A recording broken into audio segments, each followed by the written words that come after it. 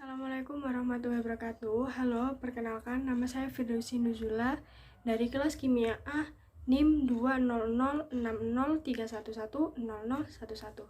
Di sini saya akan menjelaskan tentang bagaimana proses dan tahap terjadinya gerhana bulan untuk memenuhi nilai UAS di semester 1.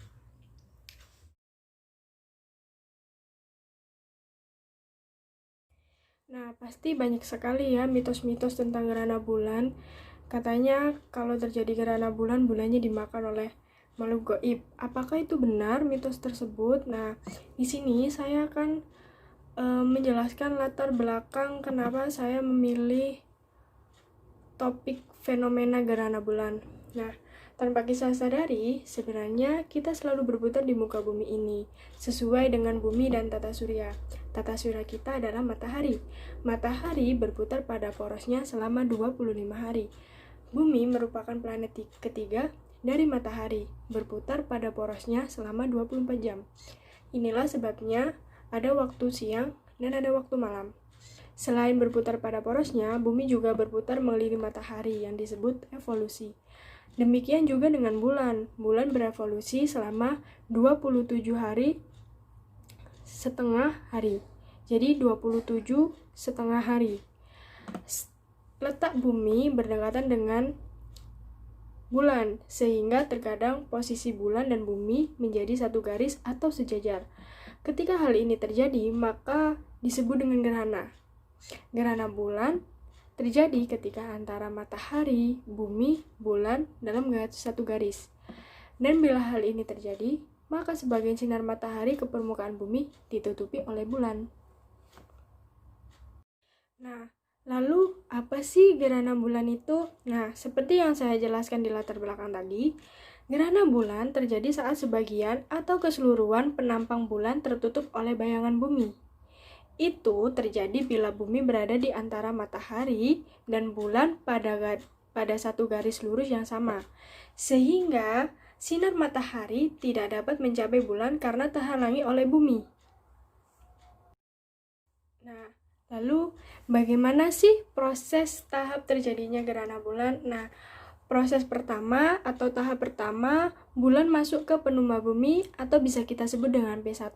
Nah, di situ kalian bisa melihat gambar skema gerhana bulan masuk ke penumbra bumi. Nah, itu posisi matahari, bumi sudah satu garis, namun bulan masih berada di penumbra.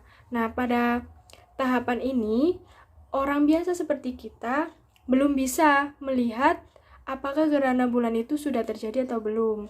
Nah, biasanya hanya bisa dilihat oleh para ahli. Nah, pada proses selanjutnya atau tahap selanjutnya, bulan mulai masuk ke umbra bumi atau bisa kita sebut dengan U1. Nah, ketika bulan masuk ke umbra bumi atau bayangan inti bumi, barulah kita bisa melihat fenomena gerhana bulan total ini. Bisa kita lihat di gambar, posisi matahari, bumi, dan bulan sudah sejajar. Maka orang-orang seperti kita sudah mulai bisa melihat fenomena gerhana total ini.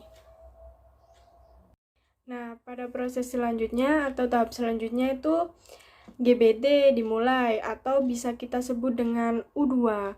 Nah, pada tahapan ini warna bulan sudah mulai berubah.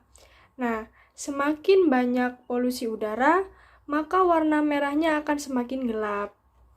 Nah, tahap selanjutnya adalah tahap tengah gerhana. Ini bisa kita sebut dengan mid atau merupakan tahap puncak gerhana total. Nah, ini sudah bisa kita lihat warna bulannya sudah mulai memerah ya. Bisa kita lihat di gambar. Warna bulannya sudah berubah menjadi merah. Nah, tahap selanjutnya adalah akhir tahap. Bisa kita sebut dengan U3. Nah, ini pada tahap ini warna bulan sudah mulai terang. Di tepiannya bisa kita lihat ini di gambar. Di tepiannya sudah mulai terang ya, sudah mulai berubah. Nah, tahap selanjutnya adalah tahap bulan keluar dari umbra bumi atau bisa kita sebut dengan U4. Nah, pada tahap ini wajah bulan sudah mulai kembali purnama. Namun, kecerahannya belum bisa berubah secara total, karena pada tahapan ini masih pada proses gerhana penumbra. Bisa kita lihat pada gambar, warna bulannya belum berubah secara total ya. Nah, tahap selanjutnya adalah tahap bulan keluar dari penumbra bumi atau bisa kita sebut dengan P4. Nah, inilah akhir dari gerhana bulan.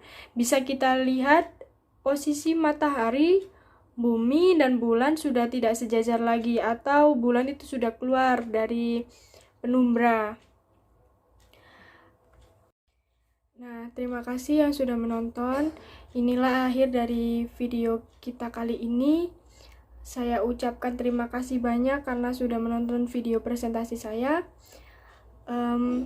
Mohon maaf jika ada salah kata atau kalimat-kalimat yang tidak enak untuk didengar. Saya mohon maaf sekali. Saya akhiri. Wassalamualaikum warahmatullahi wabarakatuh.